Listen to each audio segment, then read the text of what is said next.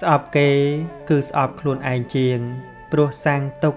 និងសាងភាពសៅមងឲ្យខ្លួនឯងចិត្តយើងគួរតែមិនមែនជាធុងសម្រាមដូច្នេះចូលកុំប្រមូលគ្រឿងស្មោកគ្រោកដាក់ចូលមកក្នុងចិត្តរបស់ខ្លួនគួរតែទុកដាក់របស់ល្អល្អដូចជាសទ្ធាសិលជាដើមជីវិតដែលមានតម្លៃមិនមែនព្រោះត្រកូលខ្ពង់ខ្ពស់ព្រោះទ្រព្យ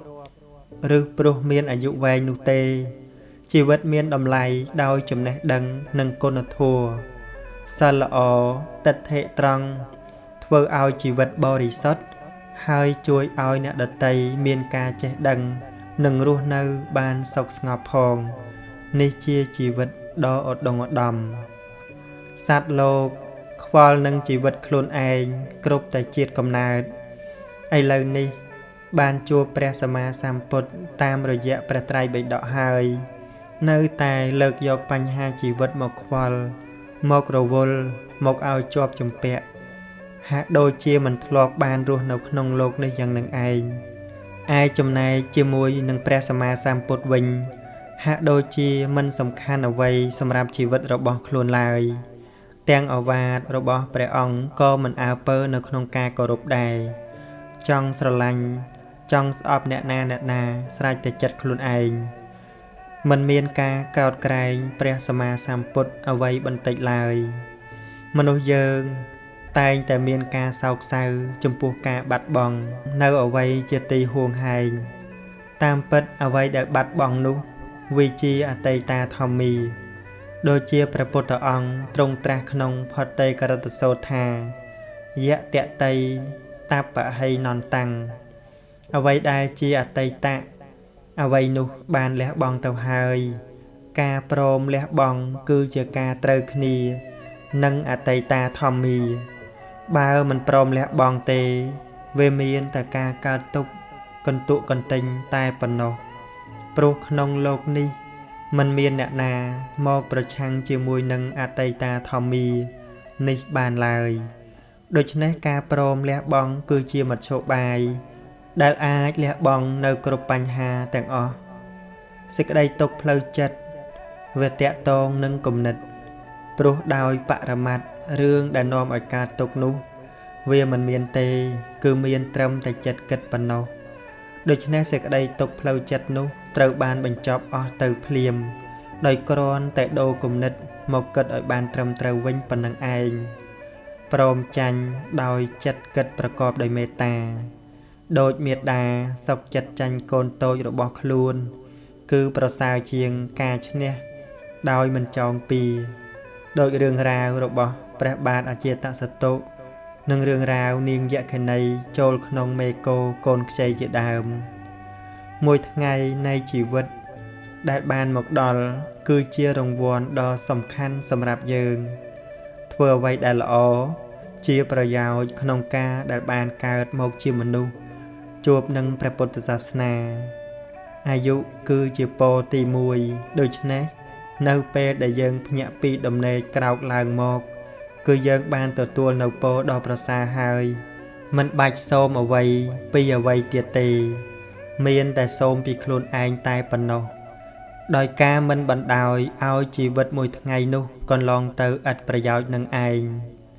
មិនសំខាន់នៅត្រង់ផ្ទះធំមានតម្លៃថ្លៃច្រើនទៅប៉ុណ្ណានោះទេសំខាន់នៅត្រង់ផ្ទះនោះមានសេចក្តីសុខដែរឬអត់ឬមានតែតម្លៃថ្លៃដោយមិនមានសេចក្តីសុខឲ្យដល់ម្ចាស់ផ្ទះមិនថាមានអ្វីច្រើនទៅប៉ុណ្ណានោះឡើយបើមិនពេញចិត្តហើយវាទៅជាអបសុខកើតទុក្ខទៅវិញដូចជាព្រះបាទមន្ធាតុយ៉ាងនឹងឯងសេចក្តីសុខរបស់សត្វលោកទូទៅគឺនៅត្រង់ពេញចិត្តដែលគេតែងតែពោលថាសបាយឬសបាយណាស់ការពេញចិត្តមានពីរយ៉ាងម្យ៉ាងពេញចិត្តទៅតាមទំនើងនៃរាគៈការពេញចិត្តបែបនេះរមែងប្រព្រឹត្តទៅតាមទីកោចររបស់មីកិច្ចមិនរួចពីការទាស់ចិត្តនិងការភ័យព្រួយទេ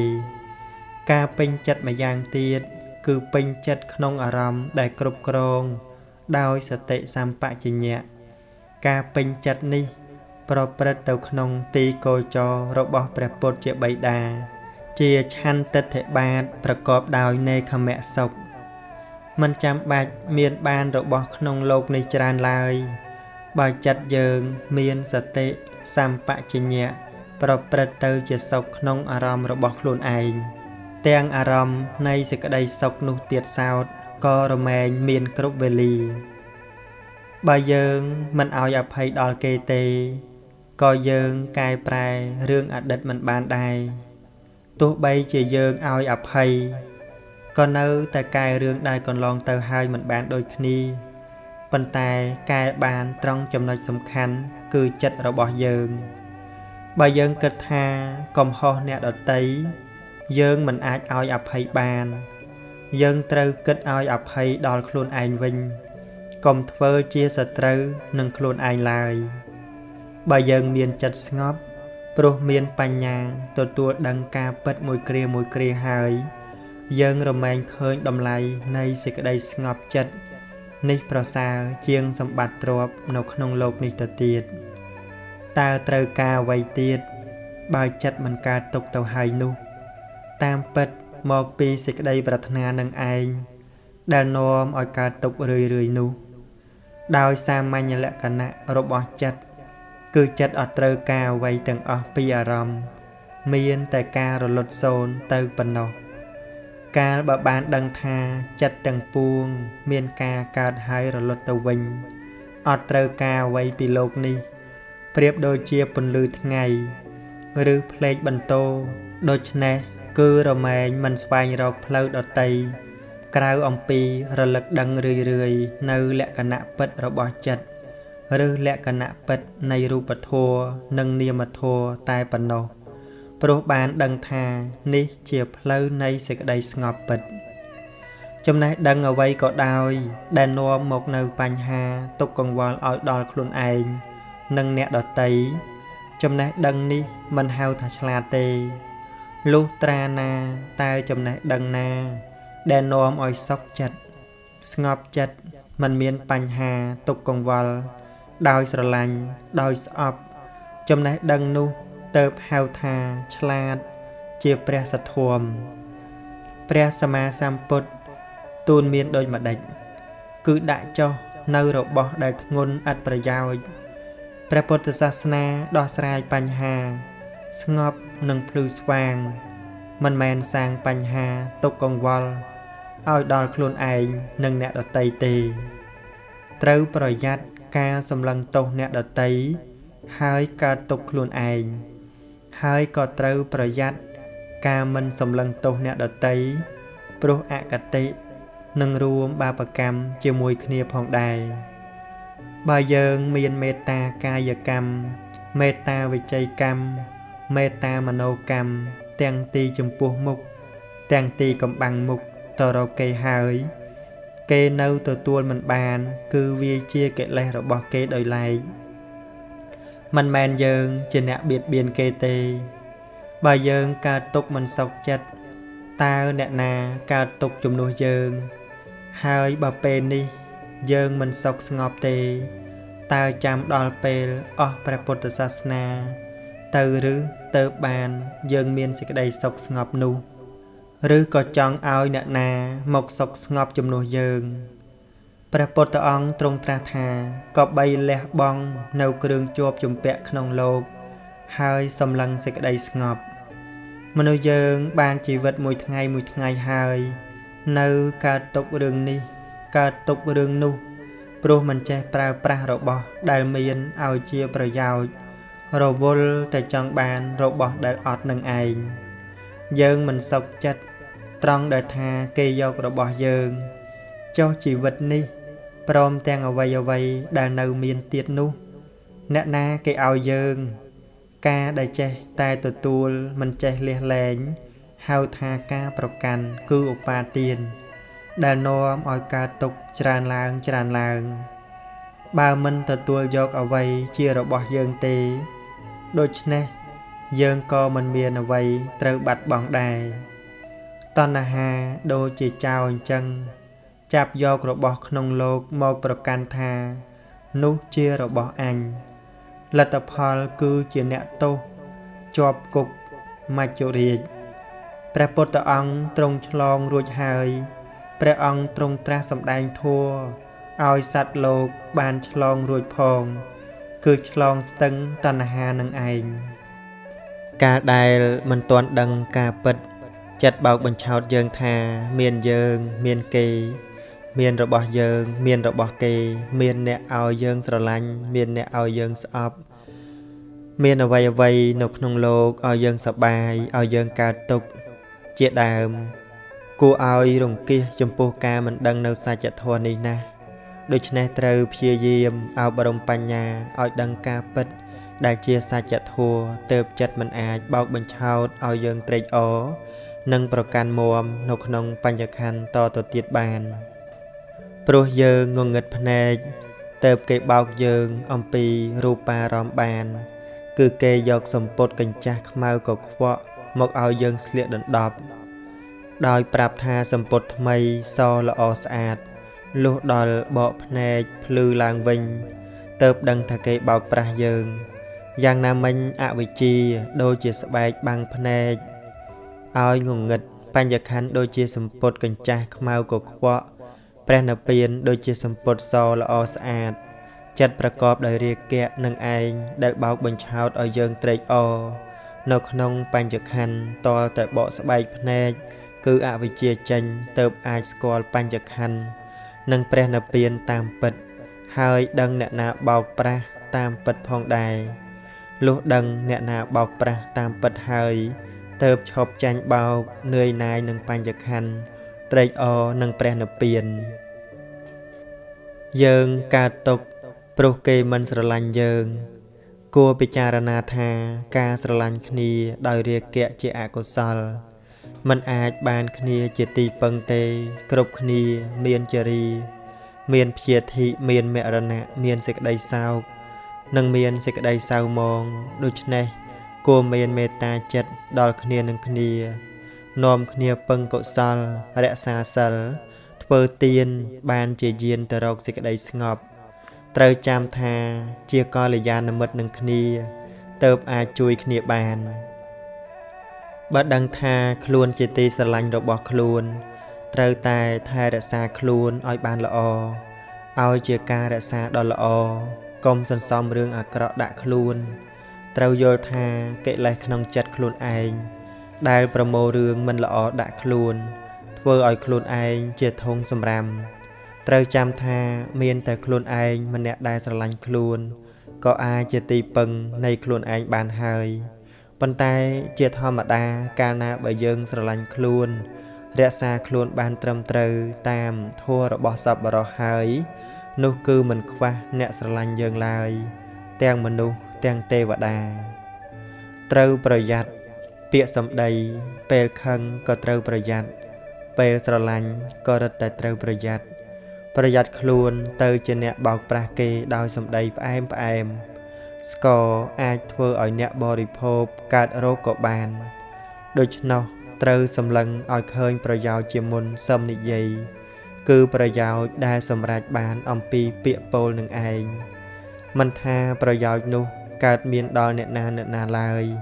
សូម្បីតែអ្នកដែលស្អប់យើងក៏បានជំងឺផ្លូវចិត្តម្យ៉ាងទៀតព្រោះគិតថាគេមិនឲ្យតម្លៃយើងខំប្រឹងទៅរករឿងគេដើម្បីទាមទារតម្លៃ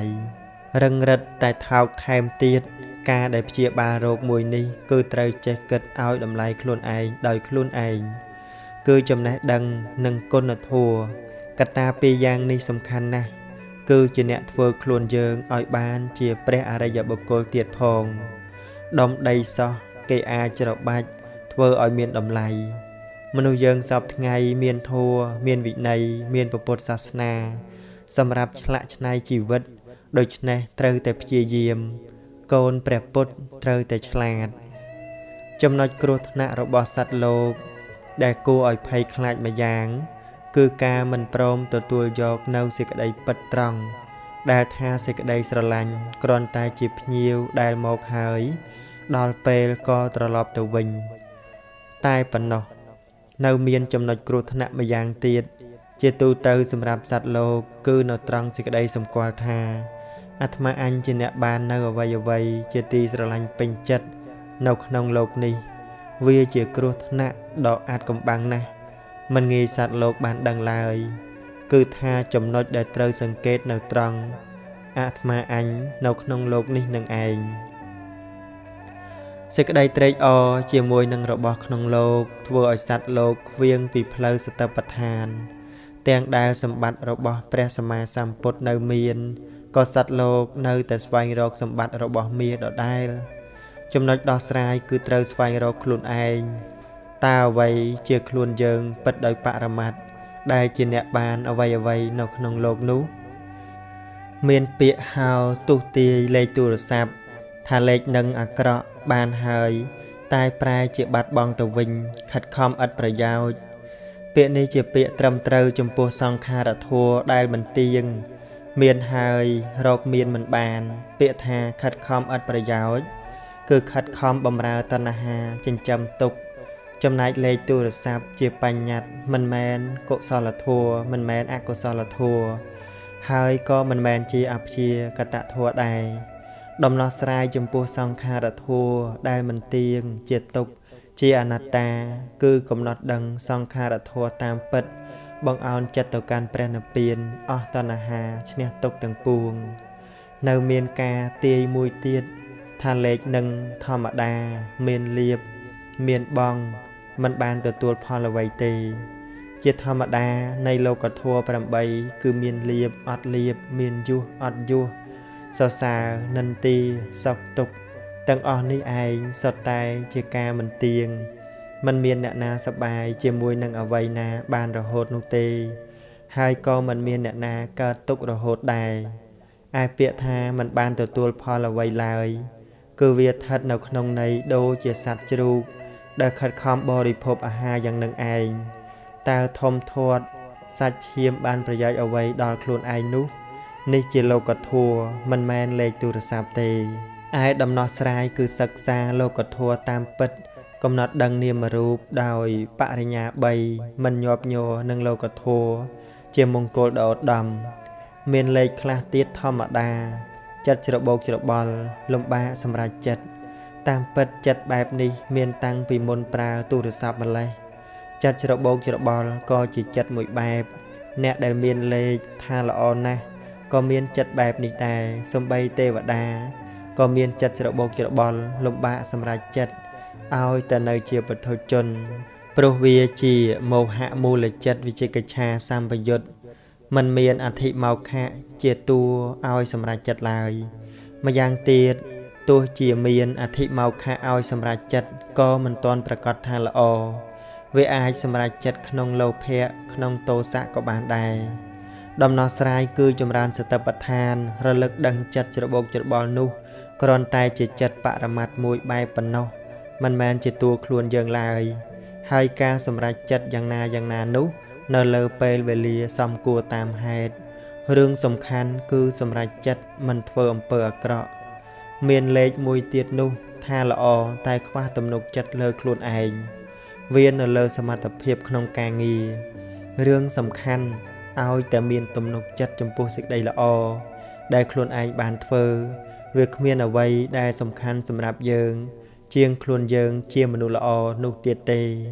ប៉ុន្តែសូមកុំឲ្យគិតថាយើងល្អអស់ត្រឹមប៉ុណ្្នឹងហើយមនុស្សយើងចេះគិតគូរប្រាក់តិចច្រើនសម្រាប់ធ្វើបុណ្យប៉ុន្តែមិនសូវចេះគិតគូរពាក្យសម្ដីដែលត្រូវនិយាយតាមពិតបុណ្យឬបាបធំនៅនឹងមាត់យើងនិយាយនឹងឯងមុននឹងនិយាយត្រូវចេះគិតឲ្យមានប្រយោជន៍ពាក្យត្រូវនិយាយសើមនិយាយមិនចាំបាច់ពោលគ្រប់ពាក្យដែលចង់និយាយនោះទេមាត់មានក្របដបមានឆ្នុកគឺអត់ធន់ចំពោះចំណងដែលចង់និយាយនឹងឯងនិយាយពាក្យមានប្រយោជន៍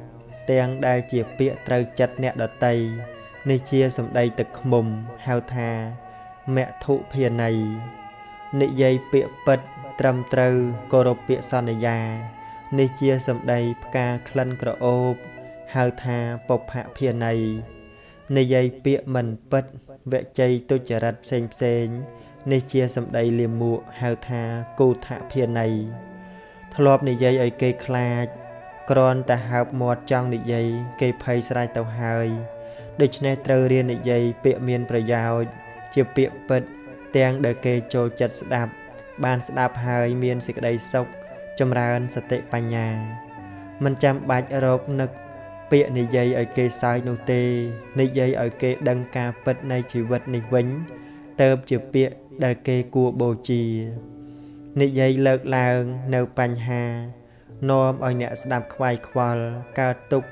មិនមែនជាការសម្ដែងធម៌ទេនិយាយដោះស្រាយគ្រប់បញ្ហាក្នុងជីវិតអ្នកស្ដាប់កើតបញ្ញាបានស្ងប់ចិត្តនេះជាការសម្ដែងធម៌អ្វីណាដែលអស់ទៅហើយក៏អស់ទៅចុះទោះជាអស់ទៅបែបណាក៏ដោយគឺអស់ដូចគ្នាទេអ្វីដែលសំខាន់សម្រាប់យើងគឺអ្វីណាដែលនៅមានអ្នកមានបញ្ញារមែងចេះប្រើពេលវេលារបស់ខ្លួនជាមួយនឹងរបស់ដែលនៅមានឲ្យបានសម្រាប់ជាប្រយោជន៍ច្រើនជាទីបំផុតដោយមិនរវល់តែគិតស្ដាយនៅអ្វីដែលអស់ទៅនោះឡើយពាក្យថាអស់បាលីថាខយៈនៅក្នុងពួកអនិច្ចំគឺបានដល់អ្វីដែលកើតអំពីបច្ច័យនឹងឯងបើមិនមានតណ្ហាចាប់ប្រកាន់ថានោះជារបស់យើងទេសេចក្តីសោកស្ដាយថាគេយករបស់យើងក៏មិនមានដែរដោយបរមត្ថសច្ចៈមិនមានយើងមិនមានអ្នកដតីទេគឺមានតែខណ្ឌខាងក្នុងខណ្ឌខាងក្រៅប៉ុណ្ណោះដែលកើតហើយរមែងវិនិច្ឆ័យទៅវិញជាធម្មតាគំនិតមនុស្សយើងសំខាន់ខ្លាំងណាស់ជាតួរៀបចំជីវិតមកហើយនឹងរៀបចំតទៅទៀតយ៉ាងណាដូច្នេះត្រូវប្រយ័ត្នគំនិតគិតខុសប្រកបដោយភាពល្ងង់ខ្លៅត្រូវសិក្សាព្រះពុទ្ធវចនៈឲ្យបានច្រើននិងអប់រំចិត្តស្ងប់ចម្រើនបញ្ញាសេចក្តីសុខបណ្ណាគឺស្ថិតនៅលើគំនិតខ្លួនឯងដែលនាំមកនៅសេចក្តីសុខស្ងប់ឧទាហរណ៍ដូចជាការចេះគិតឲ្យល្មមចិត្តនៅក្នុងជីវិតនឹងឯងដោយមិនចាំបាច់គិតប្រៀបធៀបជាមួយនឹងជីវិតរបស់អ្នកដទៃឲ្យកើតនៅសេចក្តីទុក្ខខ្លួនឯងឡើយមនុស្សយើងគួរតែចេះគិតថាបានប៉ុណ្ណឹងហើយនៅខ្វះអ្វីទៀតសម្បត្តិនៅក្នុងโลกនេះនោះទោះជាបានប៉ុន្មានក៏មិនគ្រប់សម្រាប់លោភៈដែរដូចភ្លើងមិនឆ្អែតដោយអុសឬសមុទ្រមិនឆ្អែតដោយទឹកដែលហូរចូលទៅដូច្នោះឯងគួរតែរកភាពគ្រប់គ្រាន់ឲ្យខ្លួនឯងរស់នៅបានសេចក្តីសុខទៅគប្បីនឹងខ្លួនឯងជាមនុស្សយើងមិនមែនល្ងង់ដល់ថ្នាក់រត់ប្រណាំងជាមួយនឹងស្រមោលខ្លួនឯងដោយគិតថាប្រជែងជាមួយនឹងអ្នកដទៃនោះទេប៉ុន្តែត្រង់ដែលមនុស្សយើងប្រជែងលៀបយុះជាដើមជាមួយនឹងអ្នកដទៃតាមពិតគឺជាការរត់ដេញតាមពួកកិលេសរបស់ខ្លួនឯងកិលេសនេះឯងដែលធ្វើឲ្យគំនិតគិតថាមានយើងមានអ្នកដទៃបើយើងរត់ស្រមោលក៏រត់បើយើងដើរស្រមោលក៏ដើរបើយើងឈប់ស្រមោលក៏ឈប់បើយើងអង្គុយស្រមោលក៏អង្គុយបើយើងដេកស្រមោលក៏ដេកស្រមោលរមែងប្រព្រឹត្តទៅតាមរូបទាំងអស់តែបើយើងចូលមកលុបនឹងបាត់ស្រមោលយ៉ាងណាកាយវេទនាចិត្តធัวជាទីតាំងនៃសតិរលឹកសតិប្បដ្ឋានវិបស្សនាមគ្គញាណធ្វើឲ្យសត្វលោកឈប់រត់ដេញតាមកិលេសដូច្នោះឯងទុកនៅក្នុងចិត្តរបស់យើងវានឹងរលត់រលាយបាត់អស់កាលបើយើងដូរការគិតរបស់យើងរឿងនេះមិនមានការចោះទុនអ្វីធំដុំនោះទេប៉ុន្តែយើងបាននៅការរស់នៅដ៏ប្រសើរឡើងដូច្នេះអ្នកប្រាថ្នាការរស់នៅឲ្យសប្បាយចិត្តត្រូវហ្វឹកហាត់គំនិតតាមព្រះធម៌ដែលព្រះសម្មាសម្ពុទ្ធព្រះអង្គទ្រង់ត្រាស់សម្ដែងហើយដឹងខ្លួនថាមានទុក្ខត្រូវប្រយ័ត្នចាញ់បោកតណ្ហានាំទៅរកសុខត្រូវកំណត់ដឹងទុក្ខឲ្យឃើញថាអ្វីជាតួទុក្ខដូច្នេះទើបមិនលុះក្នុងអំណាចនៃតណ្ហាពាក្យសម្ដីដែលចេញអំពីមាត់ហើយយើងមិនអាចប្រើកម្លាំងអ្វីដំរី10 20ឬគ្រឿងចាក់ដើម្បីអូសទាញឲ្យត្រឡប់មកវិញបានឡើយ ដោយបរមត្តវជ័យវញ្ញត្តិសត្វរូបកើតព្រោះមានចិត្តជាសមុទ្ឋានដោយវោហាគឺមនុស្សយើងជាអ្នកបង្កើតជាអ្នកសាងឡើងបានដោយងាយងាយលើកលែងតែមនុស្សគោឬឈឺមាត់បើយើងនិយាយអត់គិតអត់មានការពិចារណានិយាយតាមតែចិត្តចង់និយាយវាអាចទំលាយប្រយោជន៍អ្នកដតីធំដុំណាស់អ្នកខ្លះមានក្តីសង្ឃឹមព្រោះតែរឿងនឹងមួយគត់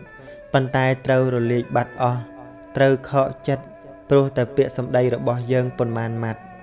សំបីថាពាក្យសម្ដីមិនប្រទុសរាយអ្វីដល់រាងកាយប៉ុន្តែអាចប្រទុះដល់ចិត្តអ្នកដែលស្រឡាញ់យើងឲ្យស្លាប់ទាំងរស់ឬអាចឲ្យគេធ្វើអត្តឃាតក៏បានអត់បាយអត់ទឹកឬឈឺចាប់នៅក្នុងដើមទ្រូងក៏បានដែរពាក្យសម្ដីធ្ងន់ស្រាលអ្វីយ៉ាងណាវានៅលើអ្នកនិយាយបើមនុស្សឈួតតាមផ្លូវជេរយើងគ្រាន់តែមើលមុខដឹងរឿងហើយក៏ដើរចេញទៅដោយមិនបានយកចិត្តទុកដាក់អ្វីឡើយប៉ុន្តែចំពោះមនុស្សដែលយើងស្រឡាញ់គ្រាន់តែនិយាយប៉ុន្មានម៉ាត់ប៉ុណ្ណោះអាចឲ្យយើងហូរទឹកភ្នែកច្រើនថ្ងៃច្រើនខែសឹងតែរកថ្ងៃត្រឡប់មកល្អមកស្រួលនឹងគ្នាវិញមិនបានផងនេះជាបទពិសោធន៍នៃការរស់នៅជាមួយគ្នា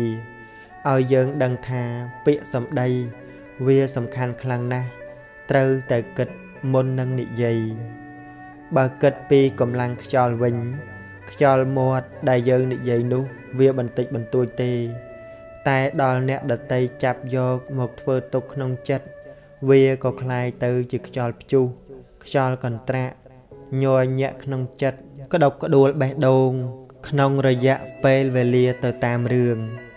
ដូច្នេះនៅចិត្តគ្នាឲ្យប្រយ័ត្នពាក្យសម្ដីព្រោះសំបីក្រោយមកមានការខមាទោសឲ្យអភ័យដល់គ្នាហើយក៏ដោយ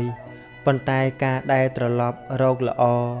ដឹងខ្លួនថាស្និទ្ធស្នាលចំពោះគ្នាដូចមុនទៀតវាជារឿងលំបាកអាចមិនបានជារៀងរហូតទៀតផងដូចរឿងភិក្ខុពីរអង្គជាសម្លាញ់នឹងគ្នាដែលទេវតាបានញុះញង់បំបែកដើម្បីពិសោធន៍មើលទីបំផុតក៏ត្រូវបែកគ្នា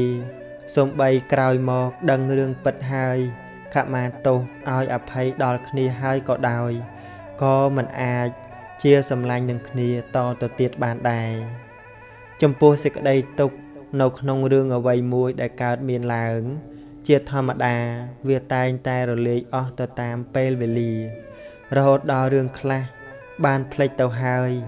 ដូច្នេះអ្នកមានសេចក្តីទុក្ខទាំងឡាយត្រូវចេះអត់ធន់រងចាំពេលវេលារស់នៅដោយសេចក្តីសុខស្រួលសាជាថ្មី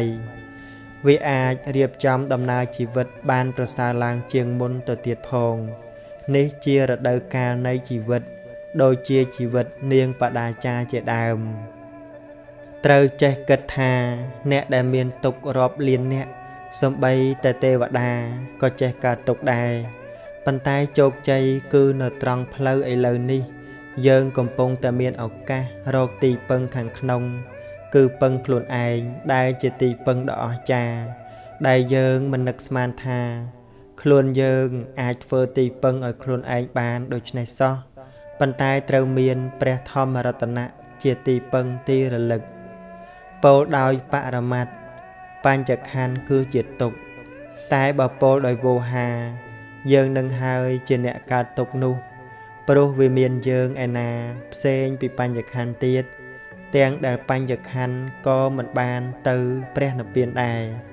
កើតឡើងហើយតែងរលត់ទៅវិញប៉ុន្តែដំណើរនៃការរួចផុតចាកទុក្ខគឺកំណត់ដឹងបញ្ចក្ខន្ធលះសេចក្តីប្រកាន់ថាជាសត្វបុគ្គលតួខ្លួនមិនមានទុក្ខផ្លូវចិត្តសង្សារទុក្ខក៏មិនមាននេះជាទីបំផុតទុក្ខគឺព្រះនិព្វានទុក្ខនៅក្នុងអនាគតវដ្តសង្សារមិនមានទីបំផុតដែលត្រូវកើតព្រោះតណ្ហាណាការដែលតណ្ហានោះអស់ហើយនេះឯងឈ្មោះថាទុក្ខនិរោធគឺព្រះនិព្វានសូមអនុមោទនីបើយើងនិយាយដោយមានសតិចេះត្រេះរិះពិចារណា យើងរមែងបាននៅបនដ៏ធំគឺការមិនប្រទុសរាយបៀតបៀនផ្លូវចិត្តនៃអ្នកដទៃដោយគ្នាដែរបើយើងស្ដាប់ដោយមានសតិចេះត្រេះរិះពិចារណាយើងរមែងបាននៅសេចក្តីសុខស្ងប់ត្រង់ដែលមិនបានយកអារម្មណ៍គឺពាក្យអ្នកដទៃនោះមកប្រទុសរាយបៀតបៀនដល់ចិត្តសន្តានរបស់យើងនឹងឯងត្រូវរលឹកឃើញថាអ្វីសុទ្ធតែមានហេតុត្រឹមត្រូវជាការពិតគឺត្រូវតែយ៉ាងនឹងឯងយល់ព្រមសុខចិត្តស្ងប់ត្រជាក់ទាល់តែចេះល្មមបានមានរបស់គ្រប់បើមិនបាននៅអ្វីដែលជាទីពេញចិត្តទេត្រូវល្មមចិត្តជាមួយនឹងអ្វីដែលខ្លួនឯងមានប៉ុណ្ណឹងទៅកុំចេះតែចង់បាននៅអ្វីឲ្យលើសល្មមនោះព្រោះក្នុងโลกនេះមិនមានអ្វីឲ្យបានគ្រប់គ្រាន់សម្រាប់មនុស្សដែលមិនចេះល្មមនោះឡើយសេចក្តីសុខនិងសេចក្តីទុក្ខសុខនៅនឹងចិត្តរបស់យើងចំណែកទុក្ខក៏នៅនឹងចិត្តរបស់យើងដែរដូច្នេះត្រូវចេះមើលថែចិត្តរបស់ខ្លួនឯងឲ្យបានល្អគ្រប់គ្នាសុទ្ធតែចង់បាននៅសេចក្តីសុខគ្រប់គ្នាចង់បានសុខគ្រាន់តែថាតើស្គាល់សុខពិតដែរឬទេព្រោះសុខមានពីរយ៉ាងគឺសេចក្តីសុខពិតនិងសេចក្តីសុខคล้ายសេចក្តីសុខคล้ายគឺសុខនាំទុក្ខមកប្រគល់ឲ្យឯចំណែកសេចក្តីសុខពិតគឺសុខកំចាត់ទុក្ខឲ្យអស់ពីជីវិតនិងឲ្យអស់ពីវដ្តសង្សារដូច្នេះដើម្បីឲ្យបានស្គាល់សេចក្តីសុខដ៏ពិតប្រាកដត្រូវអប់រំបញ្ញាឲ្យស្គាល់ទុក្ខនៅក្នុងវដ្តព្រោះទុក្ខមិនមែនមានតែក្នុងអត្តភាពមួយនេះទេ